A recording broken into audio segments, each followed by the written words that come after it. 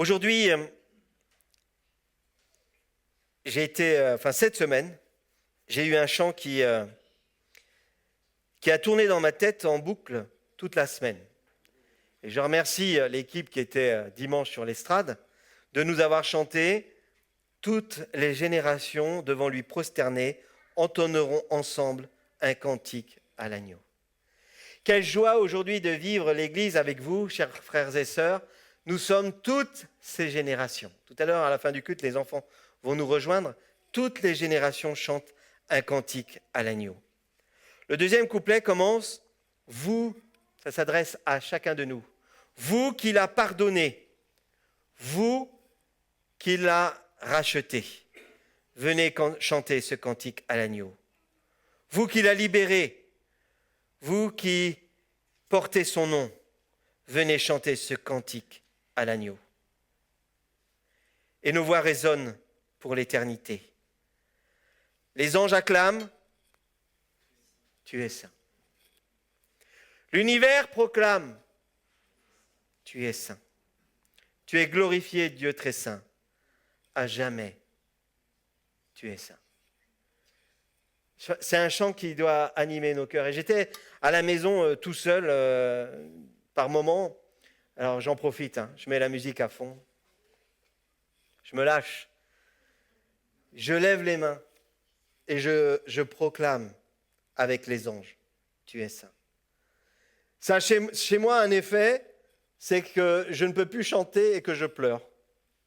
Dire quel chochotte ce pasteur. Ben tant pis, dites-le. Mais ça me prend aux tripes. Parce que de proclamer ce Dieu saint, ce n'est pas un acte anodin. Ça le met au plus haut. Il est pas que saint, il est 3 fois saint. Père, Fils et Saint-Esprit, 3 fois saint. Ésaïe 6, au verset 3, dira « Saint, Saint, Saint est l'Éternel des armées. » Et sa gloire remplit sa maison. Alléluia! Je prie que la gloire de Dieu remplisse ta maison, remplisse ton cœur, remplisse ta vie, remplisse la maison où tu habites. Sur le linteau de ta porte, tu as mis ce sang de Jésus, l'aspersion du sang de Jésus qui crie victoire dès maintenant. Le sang de Jésus et la gloire de l'Éternel remplit ma maison. Tu peux le dire avec moi. La gloire de l'Éternel remplit ma maison. Waouh, ça c'est beau. Et à ce moment-là, nous pouvons dire, ben oui, comme a dit Élie tout à l'heure, dans les moments difficiles comme dans les moments de joie, que le nom du Seigneur soit béni. Alors nous croyons tous que Dieu est saint. Et ce matin, je voudrais vous parler de cette vie sainte dans laquelle nous sommes appelés. Beaucoup de croyants croient que le fait que Dieu soit saint correspond à ce que Dieu soit pur ou sans tache. Mais cette compréhension va bien au-delà de cela. La sainteté de Dieu. La sainteté de Dieu qui convient à sa maison. Exode 15, au verset 11, nous parle de Dieu, de sa sainteté. Et écoutez bien, ça nous parle aussi de louange encore. Qui est comme toi? Exode 15 au verset 11. Qui est comme toi parmi les dieux, ô Éternel? Qui est comme toi, magnifique en sainteté, digne de louange, opérant des prodiges? Alléluia! Dieu est grand, Dieu est puissant. Cette question nous est posée ce matin à nous tous. Qui est comme lui? Qui est comme toi, ô Éternel? 2 Chroniques 3, 10 nous dit, il fit dans la maison, Thierry, c'est pas à peine, je ne vais pas prendre d'eau, Thierry, ok. Chronique 3, 10, il fit dans la maison du lieu très saint 2 chérubins sculptés et couverts d'or. Dans sa maison, vous savez bien, le peuple hébreu, lorsqu'il errait dans le désert, il a quand même transporté quelque chose de lourd, qui prenait beaucoup de place. C'est la tente d'assignation Et dedans, dans cette tente, il y avait le lieu saint et le lieu très saint. Et dans ce lieu-là, c'est pas du simple métal, c'est pas de la ferraille pour honorer Dieu. C'était de l'or pur. De l'or pur.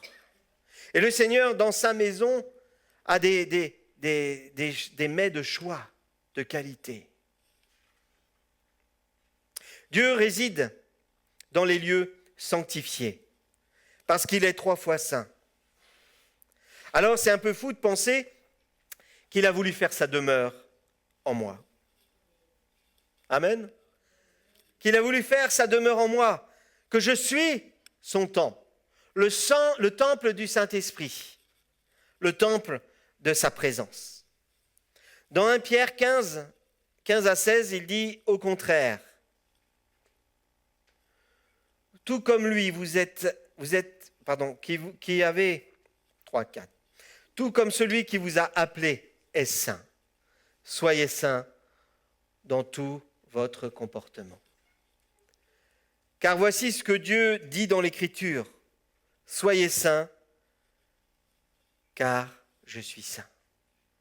Soyez saints, car je suis saint. Et ce sera le titre de mon message. Soyez saints, comme Dieu est saint. Un grand programme, un grand défi, me direz-vous, mais on va voir ce qui se cache derrière cela. Aucun chrétien, et écoutez bien, ne saurait atteindre un certain degré de sainteté si le Seigneur n'est à l'œuvre dans sa vie. Par nous-mêmes, c'est impossible. Mais parce que le Seigneur habite en moi, alors en le laissant faire, en lui étant obéissant et en étant attentif à sa voix, alors je peux avoir cette même vision.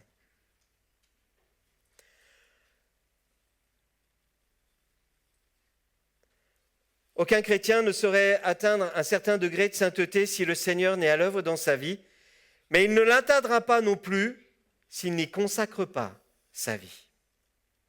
Sainteté, on pourrait dire, c'est à la fois l'œuvre de Dieu, plus la sanctification, et ça prend une vie. Nous sommes déjà saints, dans un sens, mis à part pour Dieu, et c'est la parole de Dieu qui le dit. Notre sainteté est le fruit de notre position devant Dieu. Être saint, c'est être mis à part pour servir Dieu et se conduire comme il sied à des gens ainsi mis à part. Je voudrais vous citer 3 problèmes qui nous empêchent de grandir en sainteté, ou 3 problèmes plutôt qui bloquent notre sanctification. Le premier problème, c'est dans la lutte contre le péché. Nous attardons plus sur nos victoires que sur ce que pense Dieu. Nous sommes bien souvent tournés vers nous-mêmes et non vers Dieu. En parlant de nos victoires, je veux parler aussi de nos échecs. Nos échecs nous attristent parce que nous voulons avoir que des succès. Pas parce que notre péché seulement nous attriste, mais parce que nos péchés offensent Dieu. La vraie raison, chers frères et sœurs, elle est là. C'est que lorsque nous péchons, nous offensons Dieu. Et encore heureux que nous soyons attristés.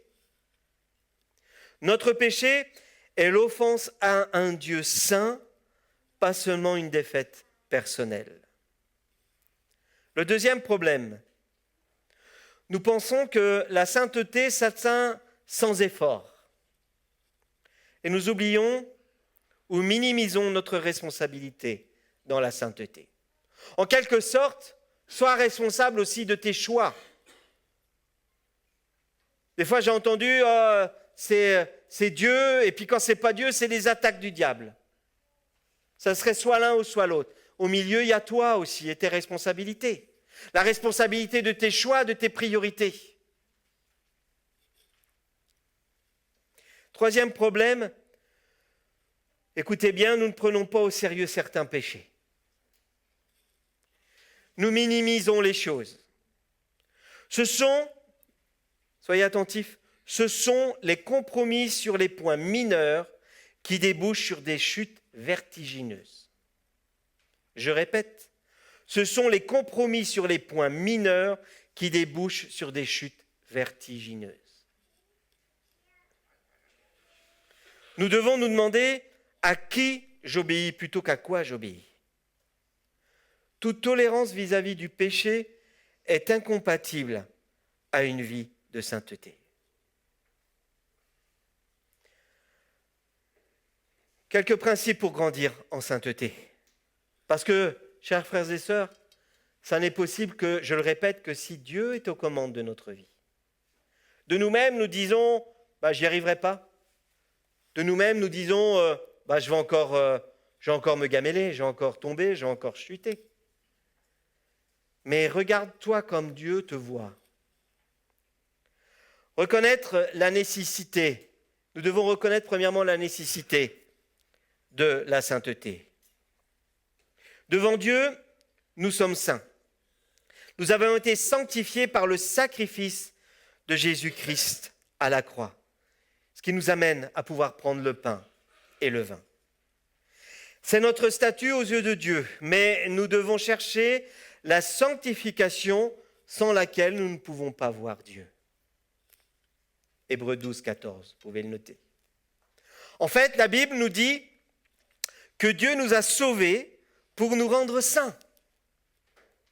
C'est le projet de Dieu. Il nous a sauvés pour que nous soyons appelés ses saints, mis à part pour lui. Ce qu'il faut retenir, c'est que dans l'Ancien Testament, Dieu a voulu que son peuple soit saint et lui a demandé d'offrir des sacrifices. Et il a vu ô combien c'était compliqué, ô combien il y avait des manquements, des faiblesses, des oublis, des rébellions. Et aujourd'hui, par Jésus-Christ, il nous ouvre ce chemin de grâce, ce chemin de sainteté. Nous sommes sauvés par la grâce de Dieu. Et cette même grâce nous enseigne à renoncer à l'impiété. Du coup, à vouloir grandir en sainteté va de pair avec être sauvé. Le véritable salut est indissociable du désir d'être rendu saint. Rendu saint, vous pouvez dire aussi d'être rendu agréable à Dieu.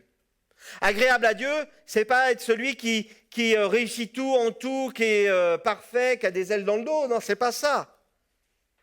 C'est tendre à être celui qui a comme modèle le Christ. Celui qui vient avec repentance, qui reconnaît aussi sa faiblesse, ses fautes, et qui désire suivre l'exemple du Christ. Une vie sainte est le signe infaillible de notre position en Christ. Une question pour chacun de nous ce matin. Y a-t-il des preuves tangibles de sainteté dans ma vie? Peut-être chaque jour ou chaque soir lorsque tu te couches, lorsque tu fais un petit regard là dans le rétroviseur de la journée passée, tu dis, est-ce qu'il y a eu des preuves? Est-ce que dans ma vie, est-ce que dans ma semaine, est-ce que dans mon comportement avec ma femme, mes enfants, mes collègues, est-ce qu'il y a des preuves tangibles de sainteté dans ma vie? En tout cas, ça doit nous amener, nous stimuler pour le lendemain à dire « Seigneur, que veux-tu que je fasse ?» Deuxième point, c'est prendre Dieu comme modèle. Certains vont me dire « Mais ce n'est pas possible. On ne sera jamais comme lui. » Le baromètre de notre sainteté n'est pas ce que pense notre entourage, mais la conformité au caractère de Dieu. Prenez note, Ce n'est pas ce que les autres pensent de moi, mais notre conformité au caractère de Dieu. Comme Dieu, nous voulons faire ce qu'il y a de juste, de bon. En tout cas, j'espère. J'espère que vous êtes dans ce programme-là. Nous avons été créés à l'image de Dieu, placés sur la terre pour le refléter et le représenter. Vous savez, notre salut ne nous confère pas une mission nouvelle, mais le salut nous rend capables de remplir celle que nous avions, c'est-à-dire porter l'image de Dieu dans le monde. Notre image est restaurée au fur et à mesure que notre vie ressemble à Christ et qu'elle grandit. Cherchons à être saints comme lui est saint, en nous laissant transformer toujours plus à l'image de Christ, notre modèle. Plus notre caractère est conforme à Dieu, plus notre attitude face au péché sera la même que la sienne. Comme lui, nous allons haïr le péché et aimer la vérité, la beauté et la bonté. Alors il y a un combat. Troisièmement, il y a un combat. Ne pas sous-estimer ce combat. Paul le cite. Il cite qu'il a lutté constamment. Il a mené son corps rudement. Il a combattu le bon combat de la foi.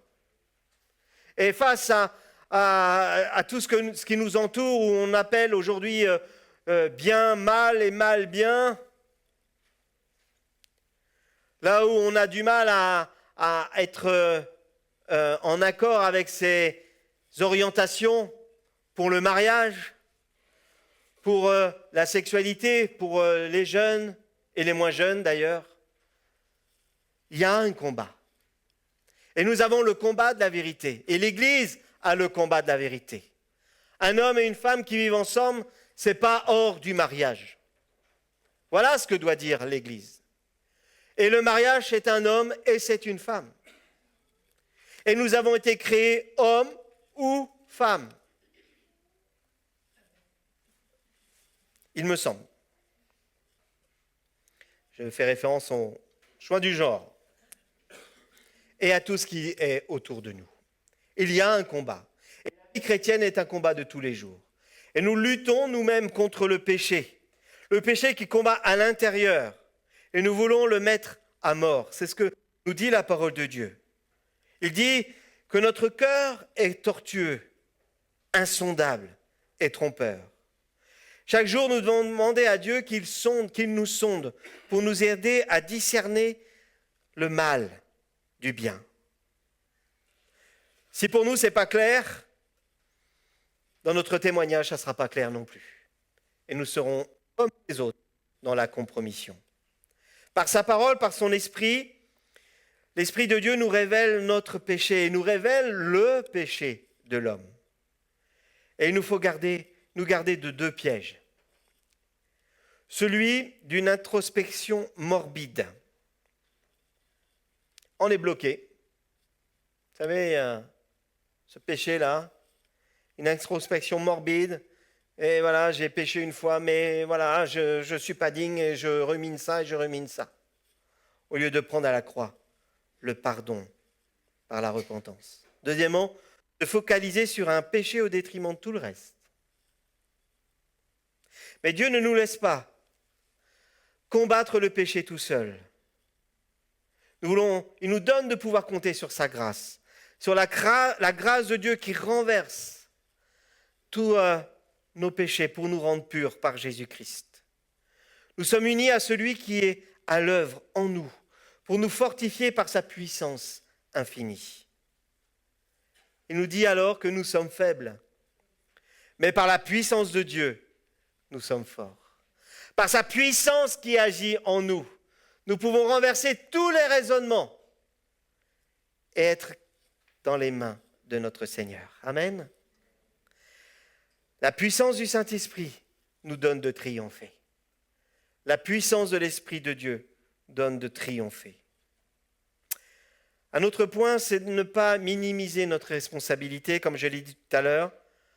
La sainteté est à la fois une œuvre de l'Esprit et de l'homme. C'est l'Esprit Saint qui fait la différence. La mise à mort du péché doit se faire avec la force et sous la direction du Saint-Esprit. C'est lui qui donne la vie et la force à nos efforts. C'est lui qui donne la capacité de mener notre vie selon les principes du royaume de Dieu. Et nous sommes responsables, c'est vrai. Nous sommes appelés à faire, c'est vrai, des efforts pour lutter pour la sainteté.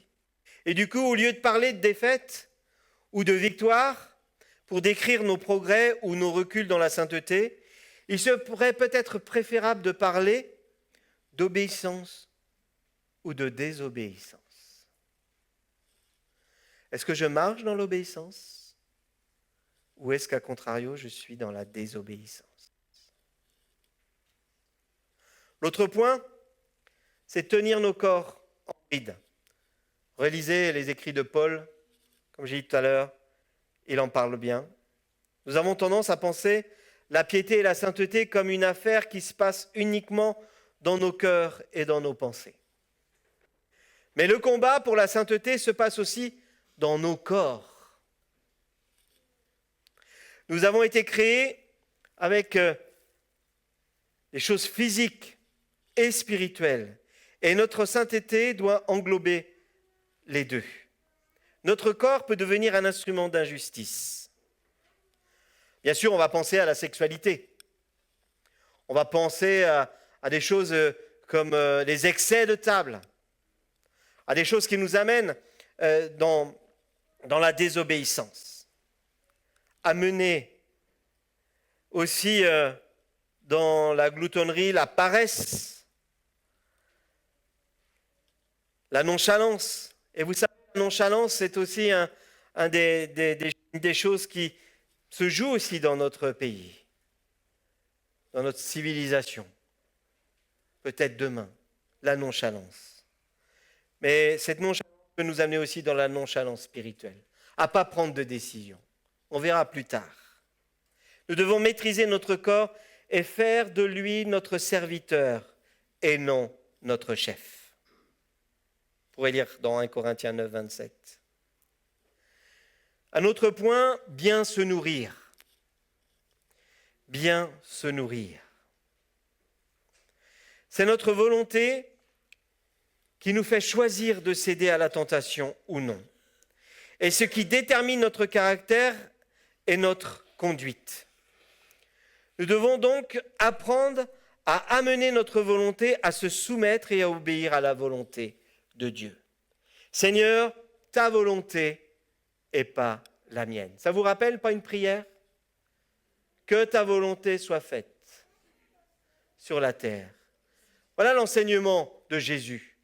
Voici comment vous devez prier. Ta volonté et pas la nôtre. Tout chrétien qui fait des progrès en sainteté est une personne qui passe du temps dans la parole de Dieu. C'est le seul moyen d'être bien nourri. Si tu ne connais pas ces principes, ces préceptes, ces promesses, comment vas-tu tenir? Lorsque les questions dans ce monde vont fuser sur des choix d'un côté ou de l'autre, qu'est-ce qui va être critère dans ta vie si tu n'es pas nourri par la parole de Dieu? Plus que simplement la lire, chers frères et sœurs, je vous invite à la méditer. À la méditer jour et nuit. À réfléchir sans cesse à ces enseignements pour appliquer ensuite ces vérités dans les situations concrètes de nos vies. Un autre point, développer de saines habitudes. Chez nous, on parle de rituels avec mon épouse. Il y a des rituels avec les enfants, comme nous accueillons des enfants à trouble, ce qui les rassure, c'est les rituels. Toujours manger à la même heure, toujours aller se coucher à la même heure. Alors peut-être c'est un peu plan-plan peut-être pour vous, mais ça rassure les enfants. Ça aussi, ça les contient. Et ça évite que des fois, ils débordent. Développer, alors plus que des rituels, pour nous, c'est des saines habitudes. Les saines habitudes aussi s'acquièrent dans des habitudes dès que je pose le pied par terre. Comment va être ton attitude de cœur en mettant le pied en dehors de ton lit? Ah, mais marre, au mois de juin, il ne fait pas beau. C'est quand l'été? Ou alors, je te loue, Seigneur, de ce que tu fais encore une nouvelle journée. Je prends des exemples tout simples, mais croyez-moi, chers frères et sœurs, ça conditionne déjà notre journée et notre état de cœur. La bataille Les batailles que nous menons, si nous les menons par nos propres sentiments, par nos propres connaissances, nous allons être insatisfaits. Développer de bonnes habitudes. On voudrait trop souvent obtenir une piété instantanée avec des raccourcis. Mais la piété s'acquiert par la discipline. Alors, ce n'est pas tendance, hein, je sais. Aujourd'hui, parler de discipline, c'est pas top. Mais pourtant, on est tous d'accord que nous sommes des disciples, ou appelés à être des disciples. Eh bien, un disciple pas discipliné, ce n'est pas un vrai disciple. La piété s'acquiert par la discipline, par la persévérance, qui va apporter l'endurance, et de pouvoir tenir ferme, comme dit Paul, jusqu'au bout. Plus nous péchons facilement. S'exercer à la piété, c'est se discipliner et structurer notre vie pour adopter de bonnes attitudes avec l'aide du Saint-Esprit. Par la répétition, plus nous disons non au péché, plus nous serons enclins à lui résister. En ne nous permettant aucune exception. Il n'y a pas de petits péchés. Il n'y a pas de petites entorses dans le contrat. Soit tu es fidèle à ta femme, soit tu n'es pas fidèle. Et pareil, si tu n'es pas fidèle à ton mari, c'est pas un petit peu. Avec Dieu, c'est pareil. Soit tu es fidèle à Dieu, soit tu ne l'es pas. En faisant des efforts dans tous les domaines, en persévérant, l'échec ne peut pas devenir abandon. Venons avec un cœur repentant. Exerçons-nous à la persévérance. Un autre point, et j'ai bientôt terminé, en résister à l'influence du monde. Alors là, résister à l'influence du monde. Vous êtes OK ? Les chrétiens savent qu'ils rencontrent de l'opposition. Et l'opposition est partout. Nous serons rejetés. Bien souvent, ça commence déjà dans nos familles. Il n'y a pas à aller très loin. Nous serons rejetés comme Christ l'a été avant nous. Mais de la même manière que le Père l'a envoyé dans le monde, il nous y envoie avec l'assurance qu'il est avec nous tous les jours. Nous devons résister à l'influence du monde en prenant la résolution ferme de vivre selon nos convictions, en nous faisant connaître aussi comme chrétiens. J'ai aimé, j'étais invité à une réunion pour le travail il y a peu de temps, et tout le monde connaît mon véhicule, le grand Mercedes noir, et il y a un chef de service qui arrive et qui me fait « Ah, vous êtes venu avec le corbillard ?» Bon. J'ai dit non, mais je sortais de l'enterrement de Raymond. Et je dis non, mais je sors d'un enterrement. Il me dit, ah bon ? Ce chef de service avec qui je n'ai jamais parlé de la foi, il me dit, c'est vous qui est officier ? Ah, je dis non, pas cette fois-là. Je dis, tiens, ça se sait.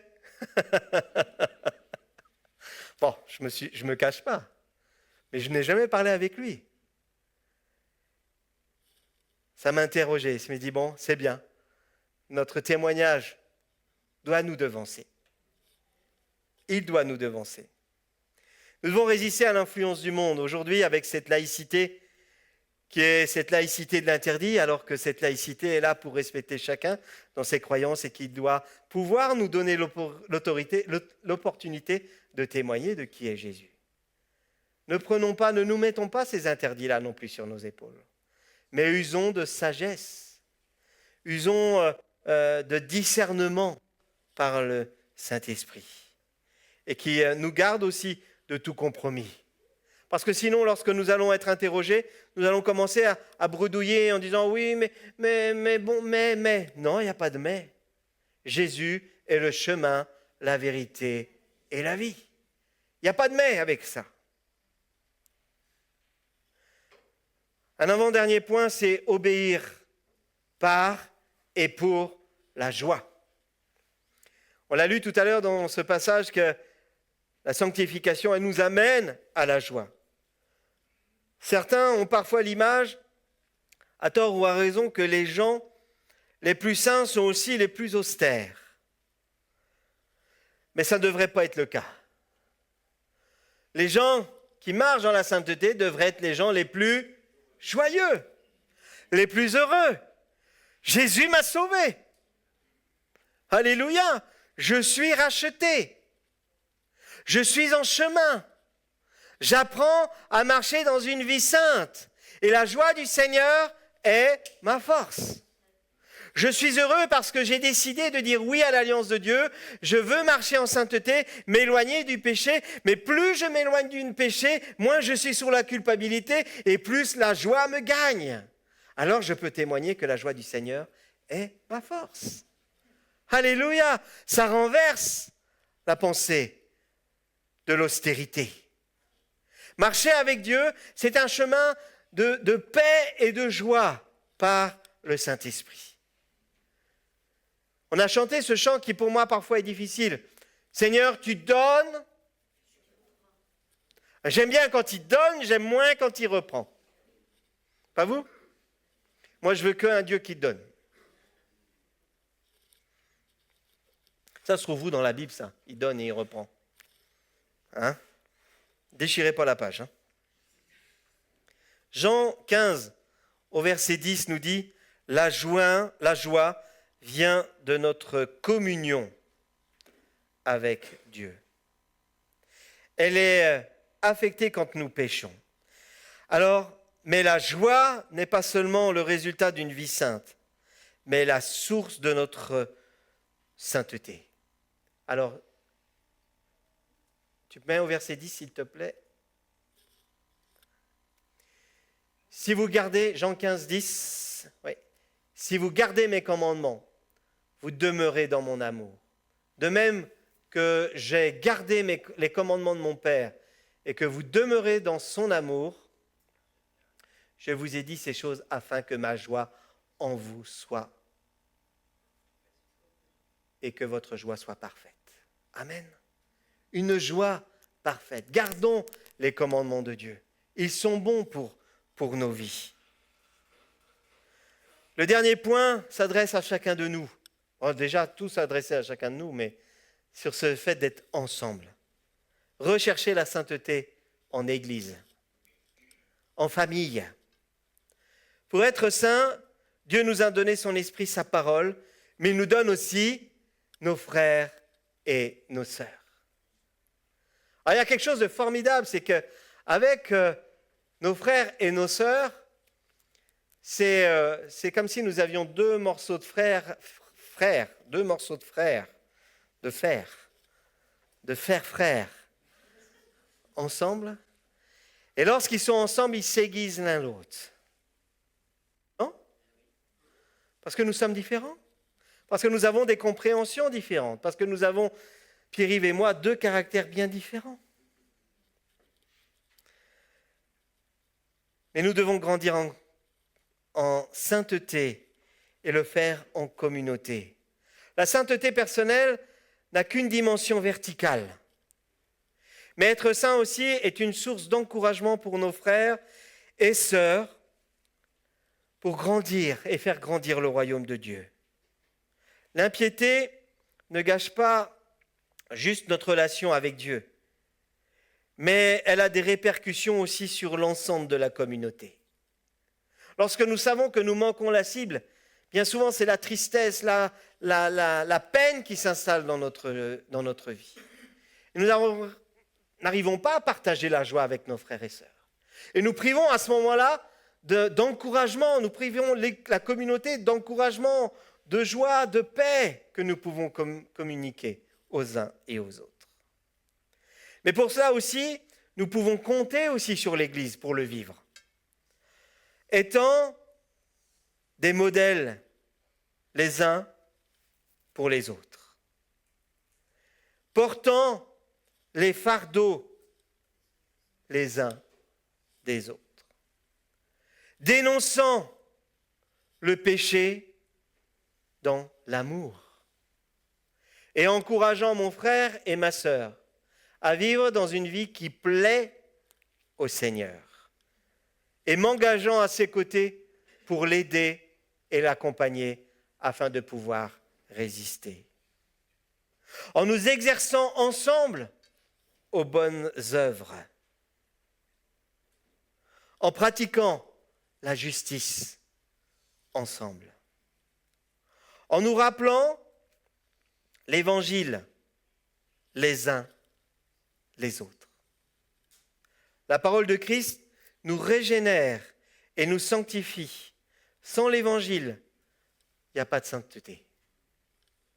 Sans l'Évangile, la sainteté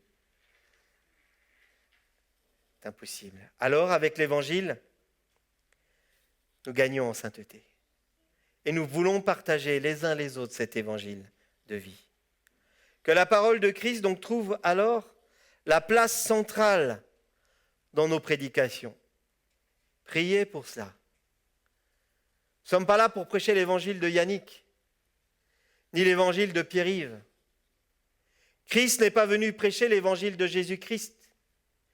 Il est venu prêcher le royaume de Dieu. Et ce n'est pas un royaume où il y a de la compromission. C'est un royaume en sainteté. Que nous puissions voir la parole de Dieu centrale dans nos prédications, dans nos groupes de maison, dans nos conversations après le culte. Parce que finalement, c'est d'elle dont nous avons le plus besoin, de sa parole. Partageons sa parole ensemble. Et pendant que l'équipe s'installe, je voudrais vous lire un dernier verset. Et Suzy, si tu peux aller dire à Muriel, parce que les enfants vont nous rejoindre, s'il te plaît.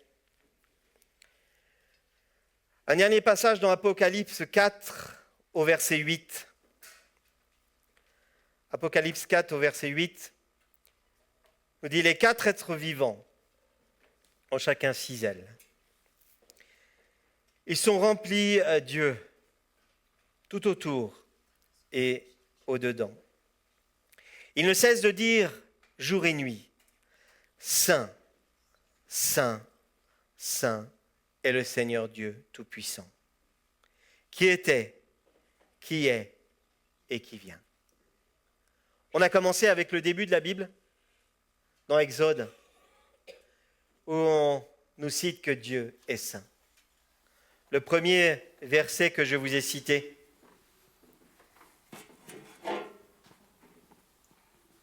Exode 15. Qui est comme toi parmi les dieux, ô Éternel? Qui est comme toi magnifique en sainteté, digne de louange, opérant des prodiges? Et la Bible termine, il cesse de dire jour et nuit, Saint, Saint est le Seigneur Dieu Tout-Puissant. Il loue l'Éternel, le roi des rois, celui qui est, qui était et qui vient. Amen. Louons le Seigneur de tout notre cœur, avec les anges, et l'Église avec les anges loue le Seigneur. L'univers crie sa sainteté. Amen.